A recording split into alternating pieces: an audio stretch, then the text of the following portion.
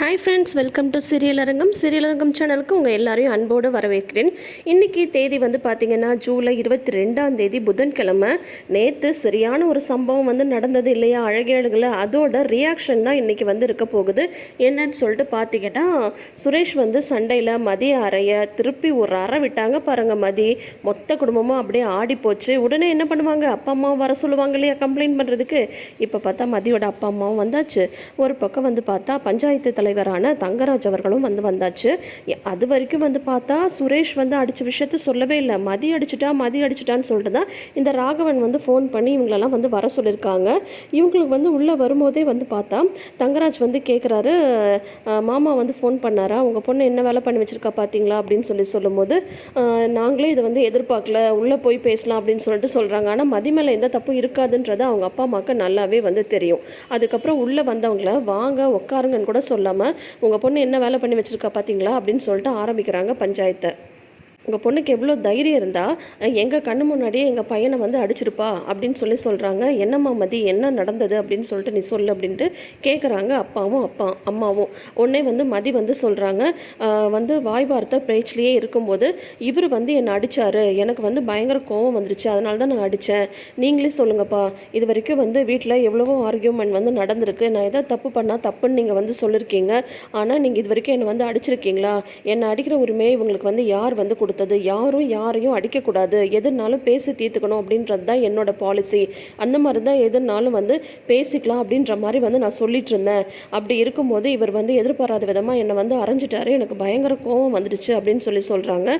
உடனே வந்துட்டு இவங்க என்ன சொல்கிறாங்க, என்னமோ வந்து இவன் மேலே தப்பே இல்லாத மாதிரி பேசிகிட்டு இருக்கா, இவன் மேலே தான் எல்லா தப்பும், இவன் என்னெல்லாம் பண்ணா தெரியுமா அப்படின்னு சொல்லும்போது உடனே ராகவன் வந்து சொல்கிறாங்க, இப்போ அடித்ததோட மட்டும் இல்லை, எங்கள் மாப்பிள்ளை வீட்டில் வந்து உங்கள் பொண்ணு வந்து தள்ளி விட்டுருக்கா என் பையனை பாருங்க, அதில் வந்து அவனுக்கு வந்து அடிபட்டிருக்கு, இப்படி மாற்றி செஞ்சுட்டு இருந்தால் நாங்கள் வந்து எதுவுமே கேட்கக்கூடாதுன்னு நீங்கள் வந்து நினச்சிட்ருக்கீங்களா அப்படின்னு சொல்கிறாங்க. சொல்லும்போது மதி வந்து சொல்கிறாங்க, என்னோட பர்சனல் விஷயத்த இந்த மாதிரி எல்லார் முன்னாடியும் வந்து எப்படி நான் பேசுகிறது, என்னால் வந்து அதெல்லாம் பற்றி பேச முடியல அப்படின்னு சொல்லும்போது உடனே வந்து ராகவன் வந்து சொல்கிறாங்க, இவ்வளோ தூரம் பிரச்சனையானதுக்கப்புறம் சபையில் எப்படி பேசாமல் இருக்க முடியும்? வந்து ஒரு புருஷன்னா என்னங்க, ஒரு புருஷனா பொண்டாட்டி கூட சந்தோஷமாக இருக்கணும்னு தானே நினப்பான். அந்த மாதிரி என் பையன் வந்து நினச்சது தப்பா? அதுக்காக உங்கள் பொண்ணு இந்த மாதிரிலாம் நடந்துக்கிறது கொஞ்சமாவது சரியா அப்படின்னு சொல்லிட்டு சொல்கிறாங்க. அதோடு வந்து பார்த்திங்கன்னா, லக்ஷ்மி இருக்காங்க பாருங்கள், சுரேஷோட அம்மா, பயங்கரமாக பேச ஆரம்பிச்சிடுறாங்க. இந்த மாதிரி என் பையனை வந்து உங்கள் பொண்ணு கொல்ல பார்க்குறா, அதுக்கு தான் உங்கள் பொண்ணை வந்து என் பையனுக்கு வந்து கட்டி வச்சோமா, இருந்தாலும் இந்த மாதிரி ஒரு பொண்ணை நாங்கள் எங்கேயுமே பார்த்ததில்ல, எப்படி எதுக்கு எடுத்தாலும் எதிர்த்து பேசுறது, டெய்லி வீட்டில் வந்து சண்டை போடுறது, இப்போ பார்த்தா என் பையனை வந்து இவ வந்து அடிக்கவே ஆரம்பிச்சிட்டா, இதுக்காக எங்கள் பையனை வந்து நாங்கள் பெற்று வளர்த்தோம் அப்படின்னு சொல்லும்போது, உங்கள் பொண்ணு அடித்தது தப்பா இல்லையா சொல்லுங்கள் அப்படின்னு சொல்லிட்டு கேட்குறாங்க. கேட்கும்போது உடனே மதியோட அப்பா வந்து என்ன சொல்கிறாருன்னு சொல்லிட்டு பார்த்தீங்கன்னா, அப்படி பார்த்தா மாப்பிள்ளை தானே முதல்ல அடிச்சிருக்காரு, மாப்பிள்ளை அடித்ததும் வந்து தப்பு தானே அப்படின்னு சொல்கிறாங்க. மதியோட அம்மா என்ன சொல்கிறாங்கன்னு சொல்லிட்டு பார்த்தீங்கன்னா, நாங்கள் கஷ்டப்பட்டு பொண்ணை பெற்று வளர்த்து கல்யாணம் பண்ணி வச்சது இந்த மாதிரி வந்து அடிக்கவா, எதுனாலும் வந்து பேசி தீர்த்துருக்கலாம்ல, எங்கள் மதி அவ்வளோ சீக்கிரம் யாரையும் வந்து அடிக்கலாம் மாட்டா, மாப்பிள்ளை அடித்ததுனால தான் அவன் வந்து திருப்பி அடிச்சிருக்கா, மதி பண்ணது தப்புன்னா மாப்பிள்ளை பண்ணதும் தப்பு தானே அப்படின்ற மாதிரி அவங்கெல்லாம் வந்து பேச ஆரம்பிக்கிறாங்க. ஓ, அப்படின்னா ஒரு புருஷன் வந்து பொண்டாட்டி அடித்தா உடனே பொண்டாட்டி வந்து திருப்பி அடிக்கணுமா, எந்த ஒரு நியாயம் இது அப்படின்னு சொல்லும்போது, இதுதான் இந்த வீட்டில் வந்து பிரச்சனை, புருஷன்னா வந்து அடிக்கணும்னு ஏதாவது இருக்கா, ஆம்பளை அடித்தா உடனே பொம்பளை வாங்கிட்டு சும்மா இருக்கணுமா அப்படின்ற மாதிரி மதி வந்து பேசுகிறாங்க. பேசும்போது நீ அமைதியாக மதி, நாங்கள் பேசிகிட்ருக்கோம்ல அப்படின்ற மாதிரி அவங்க அப்பா அம்மாவும் வந்து சொல்லிடுறாங்க. வந்து மதி அடித்தது தப்பு தான், நான் இல்லைன்னு சொல்லலை, ஆனால் அதே சமயம் மாப்பிள்ளையும் வந்து கை நீட்டி இருக்கக்கூடாதுல்ல, அதுவும் வந்து தப்பு தானே, எதனாலும் பேசி தீர்த்துருக்கலாம்ல, இல்லைன்னா எப்போவும் வந்து ஏதாவது பிரச்சனைனா எங்களுக்கு வந்து ஃபோன் பண்ணுவீங்கள்ல, அந்த மாதிரி ஃபோன் பண்ணியிருந்தால் நாங்கள் வந்து உடனே கிளம்பி வந்திருப்போமே, அதை விட்டுட்டு வந்து அடித்தது தப்பு தானே அப்படின்னு சொல்கிறாங்க. உடனே வந்துட்டு எது எப்படியோ இப்போ உங்கள் பொண்ணு வந்து இந்த வீட்டில் இனிமேல் இருக்கணும்னா எங்ககிட்ட வந்து மன்னிப்பு கேட்டாகணும் அப்படின்ற மாதிரி வந்து சொல்கிறாங்க ராகவன். உடனே தங்கராஜும் வந்து என்ன சொல்கிறாங்க, மதி நீ பண்ணது வந்து சரியா தப்பா அப்படின்றது இன்னொரு பக்கம் இருந்தாலுமே, நீ வந்து எல்லார் முன்னாடியும் சுரேஷ் அடித்தது தப்பு தானே, அதனால் நீ வந்து எல்லார் முன்னாடியும் எல்லாருக்கிட்டையும் சுரேஷ்கிட்டையும் மன்னிப்பு கேளு அப்படின்றாங்க. அதுக்கு முன்னாடியே ரேவதியும் வந்து சுரேஷை வந்து நல்லா திட்டி விட்டுறாங்க. ஏண்டா மதி அடிச்சா அப்படின்னு சொல்லிட்டு மட்டும் தானே என்கிட்ட சொன்னீங்க, நீ அடிச்சேன்னு சொல்லவே இல்லையா, அது என்னடா பழக்கம், வந்து பொம்பளை வந்து கை நீட்டி அடிக்கிறது, என்ன பொம்பளைன்னா உனக்கு என்ன கிள்ளிக்கிற மாதிரி போச்சா அப்படின்ற மாதிரி ரேவதி வந்து திட்டுறாங்க. அது சுரேஷ்க்கு மட்டும் இல்லை, தங்கராஜுக்கும் சேர்த்தி தான். ஆனால் அவருக்கு வந்து பார்த்தா இப்போ இந்த பிரச்சனை எப்படியாவது முடிக்கணும், இல்லைன்னா வந்து மதி மறுபடியும் போலீஸ் ஸ்டேஷன் போயிடுவாங்கன்ற பயம் தங்கராஜுக்கு வந்து இருக்குது. இதுவே வந்து மதி ஜெயிச்சதுக்கான ஒரு அடையாளம் தான். என்னன்னு சொல்லிட்டு பார்த்தா, மன்னிப்பு கேட்டால் தான் இந்த வீட்டில் இருக்க முடியும், என் பையன்லாம் மன்னிப்பு கேட்க மாட்டான், உங்கள் பொண்ணு மட்டும் தான் மன்னிப்பு கேட்கணும்னு சொல்லிட்டு லக்ஷ்மியும் ராகவனும் பயங்கரமாக வாதாடுறாங்க. உடனே வந்து இவர் சொல்கிறார தங்கராஜ், சுரேஷ் நீயும் அடிச்சல, நீயும் வந்து மன்னிப்பு கேளு, நீ ஃபஸ்ட்டு மன்னிப்பு கேளு, அப்புறம் வந்து மதி வந்து கேட்கட்டும், முதல்ல நீ தானே அடிச்ச அப்படின்னதும், முடியாது மாமா, நான் வந்து இவட்ட மன்னிப்பு கேட்கணுமா, அதெல்லாம் என்னால் முடியாது, நம்மளால் மன்னிப்பு கேட்க முடியாது அப்படின்ட்டு சுரேஷ் வந்து அடம் பிடிக்கிறாங்க. உடனே தங்கராஜ் வந்து யோசிக்கிறாரு, ஆஹா இவங்க வந்து குடும்பத்தோட போலீஸ் ஸ்டேஷனில் போய் நிற்காம விடமாட்டாங்க போல இருக்கே, மதி ஒரு கம்ப்ளைண்ட் கொடுத்தா முடிஞ்சது சோழி அப்படின்னு சொல்லிட்டு ராகவனை வந்து நீங்கள் வாங்க மாமா, முதல்ல வெளியில் வாங்க அப்படின்னு சொல்லிட்டு தனியாக கூட்டிகிட்டு போய் பேசுகிறாரு தங்கராஜ். என்ன மாப்பிள்ள, அவள் தான் வந்து மன்னிப்பு கேட்கணும்னு சொல்லி சொல்கிறா அப்படின்னா நீங்களும் என்னென்னா மன்னிப்பு கேட்க சொல்லி சொல்கிறீங்க, சுரேஷ் இதுக்கு மன்னிப்பு கேட்கணும், அவன் புருஷன் தானே அப்படின்னு சொல்லி சொல்லும்போது, ஐயோ மாமா அமைதியாக இருங்க, இப்போ நீங்கள் இந்த மாதிரிலாம் பேசவே கூடாது, மதி மட்டும் போலீஸ் ஸ்டேஷனுக்கு போய் டொமஸ்டிக் வயலன்ஸ்னு ஒரு கம்ப்ளைண்ட் கொடுத்தா மொத்த குடும்பத்தையும் தூக்கி உள்ளார உட்கார வச்சுடுவாங்க, அதனால் பேசாமல் இருங்க, சுரேஷ் தானே முதல்ல வந்து கை நீட்டினா, எதுக்கு அவன் வந்து அடித்தான், சுரேஷ் வந்து அடித்ததுக்கு அவன் மன்னிப்பு கேட்கட்டும், மதியை வந்து நான் மன்னிப்பு கேட்க வைக்கிறேன், இந்த பிரச்சனையை இதோட வந்து முடிச்சிடலாம், பெருசாக்க வேணாம், சொன்னால் கேளுங்க மாமா, ஒவ்வொரு தடவையும் நம்ம வந்து போலீஸ் ஸ்டேஷனில் போய் நிற்க முடியாது, அமைதியாக இருங்க அப்படின்னு சொல்லிட்டு தங்கராஜ் வந்து சொல்லப்போனால் மதிக்கு பயந்துடுறாருன்னே சொல்லலாம்.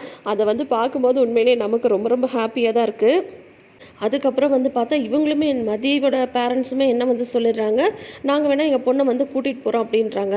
ஏன்னா மன்னிப்பு கேட்டால் தான் உங்கள் பொண்ணு இந்த வீட்டில் இருக்க முடியும் அப்படின்றாங்கல்ல.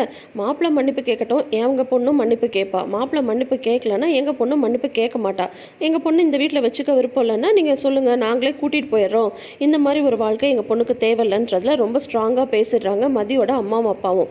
அது வேற தங்கராஜோட பயத்துக்கு ஒரு காரணமாயிடுது, ஆஹா போச்சுடா அப்படின்ட்டு.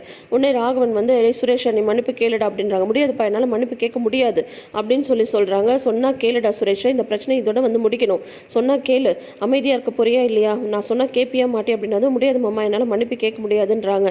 உடனே ராகவன் வந்து சொல்கிறாங்க, நீ மன்னிப்பு கேளுடா அப்படின்னு சொல்கிறாங்க. உடனே வந்து ஃபஸ்ட்டு சுரேஷ் வந்து மன்னிப்பு கேட்டால் தான் நான் வந்து மன்னிப்பு கேட்பேன்ற மாதிரி மதியமே பிடிவாதமாக இருக்காங்க. அவங்க அப்பா அம்மாவும் அதான் சொல்கிறாங்க. அப்புறம் பாக்யராஜ் மலர் எல்லாரும் திட்டுறாங்க, நீ தானே முதல்ல அரைஞ்ச, சண்டை போடுறதா இருந்தால் வாய் வார்த்தையிலே வந்து பேசிட்டு இருந்துருக்கணும்ல, உன்னை யார் வந்து மதியை வந்து அறைய சொன்னது, அதனால தான் அவளுக்கு கோவம் வந்தது, நீ அடித்ததுனால தான் அவள் வந்து அடித்தா, ஒழுங்காக நீ மன்னிப்பு கேளு, அப்போ தான் மதியம் மன்னிப்பு கேட்பான்னு சொல்லிட்டு மலரும் திட்டி விட்டுறாங்க, ரேவதியும் திட்டுறாங்க, பாக்யராஜ் எல்லாம் சொல்கிறதுனால அதுக்கப்புறம் சுரேஷ் வந்து என்னை மன்னிச்சிடு அப்படின்னு சொல்கிறாங்க. உடனே வந்து பார்த்தா மதியமே மன்னிப்பு வந்து கேட்டுடுறாங்க.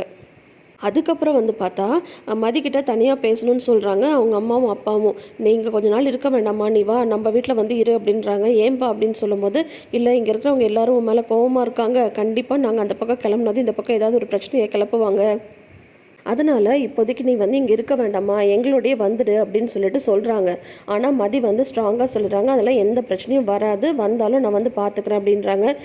ஏம்மா நாங்கள் வருத்தப்படுவோன்னு சொல்லிட்டு வரமாட்டேன்றேன், அப்படிலாம் கிடையாதுமா, வந்து அப்போ இருந்த சூழ்நிலைக்கு வீட்டை வந்து எப்படியாவது மீட்கணும், பிரச்சனையை வந்து தீர்க்கணுன்றதுனால வந்து உனக்கு கல்யாணம் பண்ணி வச்சோம், ஆனால் அது வந்து எவ்வளோ பெரிய தப்புன்றது எங்களுக்கு வந்து புரியுது, அதுக்காக நீ வந்து கஷ்டப்பட்டு இந்த வீட்டில் இருக்கணும்லாம் அவசியம் இல்லை மதி, வந்துடு மதி அப்படின்னு சொல்கிறாங்க.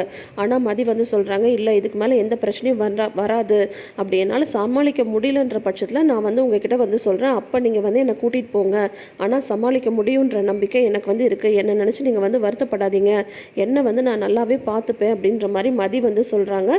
அதுக்கப்புறம் அவங்க அப்பா அம்மா வந்து சரி கிளம்புறோம் அப்படின்ற மாதிரி சொல்கிறாங்க. உடனே மலர் சொல்கிறாங்க, வந்தவங்க உட்கார கூட இல்லை, காஃபி கூட குடிக்கல, காஃபியாவது குடிச்சிட்டு போங்க அப்படின்னதும், இப்போ எங்களுக்கு இந்த வீட்டில் எதுவுமே வேணாம் அப்படின்ற மாதிரி சொல்லிட்டு மதியோட அம்மாவும் அப்பாவும் கிளம்பிடுறாங்க. அதுக்கப்புறம் உட்காந்து ராகவன், லக்ஷ்மி, தங்கராஜ் 3 பேர் பேசிட்டு இருக்காங்க. ரேவதியுமே அங்கே வந்து இருக்காங்க. என்ன மாதிரி பொண்ணு இந்த மாதிரி புருஷனையே வந்து அறையிறா, அவங்க அப்பா அம்மா என்னன்னா மாப்பிள்ளை மன்னிப்பு கேட்டால் தான் பொண்ணு மன்னிப்பு கேட்பான்னு சொல்கிறாங்க. எங்கேருந்து தான் எப்படி ஒரு சம்மந்தத்தை பிடிச்சிங்க, அவளை கொஞ்சம் கூட அடக்கவே முடியலையே அப்படின்னு சொல்லிட்டு அவங்க அம்மா கம்ப்ளைண்ட் மேலே கம்ப்ளைண்ட்டாக சொல்கிறாங்க. அதுக்கப்புறம் வந்து பார்த்தா ரேவதி வந்து திட்டுறாங்க, என்னமோ மதி மேலேயே தப்பு இருக்கிற மாதிரி வந்து பேசிகிட்டு இருக்கீங்க, சுரேஷ் பண்ணதும் தப்பு தானே, மதியோட சம்மந்தம் இல்லாமல் ஏன் இந்த மாதிரிலாம் அவன் வந்து பண்ணிகிட்ருக்கான், மதி எதுக்கு முதல்ல அவன் அடித்தான் அப்படிங்கும்போது உடனே தங்கராஜ் சொல்கிறாரு, நீ இந்த வீட்டு பொண்ணு தானே, நானும் அப்பத்துலேருந்து பார்த்துட்ருக்கேன், மதிக்கே சப்போர்ட்டாக வந்து பேசிகிட்ருக்கேன், அமைதியாக இரு அப்படின்ற மாதிரி வந்து சொல்லிகிட்ருக்காங்க. அதோட வந்து பார்த்திங்கன்னா இன்றைக்கான எபிசோடை வந்து முடிச்சிருக்காங்க. என்னதான் வந்து நீ மன்னிப்பு கேட்டால் நான் மன்னிப்பு கேட்குறேன் அப்படின்ற மாதிரி மதி சொன்னாலும், மதி பண்ண இந்த ஒரு விஷயத்தில் வந்து பார்த்திங்கன்னா மொத்த குடும்பமும் ஆடி போய் தான் இருக்காங்க. சொல்லப்போனால் தங்கராஜே வந்து டொமஸ்டிக் வயலன்ஸ்னு ஒரு கம்ப்ளைண்ட்டை கொடுத்தா முடிஞ்சது சோழின்ற மாதிரி தான் பயந்து போய் இருக்காங்க. எவ்வளோ ஒரு தைரியமான பொண்ணு இல்லைங்க. அந்த பொண்ணை பார்க்கும்போது ஆஹா பரவாயில்லையே இப்படி தான் இருக்கணும் அப்படின்ற மாதிரி கண்டிப்பாக எல்லாருமே வந்து ஒரு துணிச்சலை வந்து மனசில் வந்து கொண்டு வருவாங்க. நல்லா போயிட்டுருக்கு எபிசோட். ஏன்னா இப்போ வந்து பார்த்தா இந்த பிரச்சனையை முடிச்சும் ஆகணும், அதே சமயம் அவங்களுடைய செல்ஃப் ரெஸ்பெக்டையும் அவங்க வந்து விடக்கூடாது இல்லையா. அதனால யார் முதல்ல அறிஞ்சா அவர் வந்து மன்னிப்பு கேட்கட்டும், அதுக்கப்புறம் நான் வந்து கேட்குறேன் அப்படின்ற அந்த ஒரு ஸ்டாண்டுமே நல்லா தான் இருந்தது. ஓகே, இதை பற்றி நீங்கள் என்ன நினைக்கிறீங்க? அழகே அழகு சீரியல் வர வர ரொம்ப சூப்பராக போயிட்டுருக்குல்ல. உங்களுக்கு இந்த சீரியல் பிடிக்கும் அப்படின்ற மாதிரி இருந்தால் இந்த வீடியோக்கு ஒரு லைக் கொடுங்க. நம்மளோட கமெண்ட் செஷனில் உங்களோட கருத்துக்களை மறக்காமல் பதிவிடுங்க. நம்ம சேனல் பிடிச்சிருந்தா மறக்காமல் சப்ஸ்கிரைப் பண்ணிக்கோங்க. இந்த சீரியல் அரங்கம் சேனலை ஒரு நிறைந்த அரங்கமாக மாற்றுங்க. தேங்க்யூ.